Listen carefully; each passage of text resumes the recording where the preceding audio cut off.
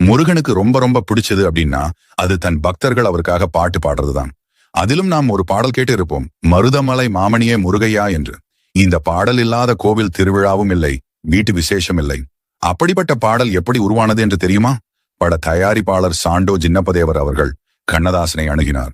கண்ணதாசனும் இதோ வருகிறேன் அதோ வருகிறேன் என்று சொல்லியே 2-3 நாட்களாக பாட்டு எழுத வரமால் இருக்கிறார்.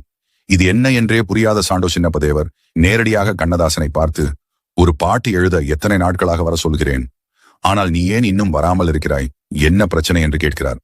உடனே கண்ணதாசன் அவர்கள், அது ஒண்ணும் இல்லை ஐயா, என் மகனுக்கு ஒரு விசேஷம் வைத்து இருக்கிறேன், அதற்கு மண்டபம் கிடைக்கவில்லை, அந்த காரணமாக தான் 3 நாட்களாக அழைந்து கொண்டிருக்கிறேன் ஐயா என்று சொல்கிறார்.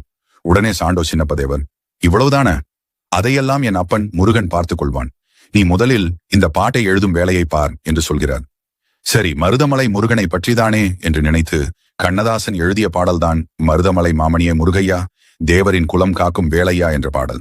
இதில் தேவரின் குலம் காக்கும் வேலையா என்ற வரிகளை கேட்டதுக்கு அப்புறம் ஆனந்த கண்ணீர் விட்ட சாண்டோ சின்னப்பதேவர் பிளாங்க் ஷேக் ஒன்றை கண்ணதாசனிடம் கொடுத்து, இதில் மண்டபம் கட்ட எவ்வளவு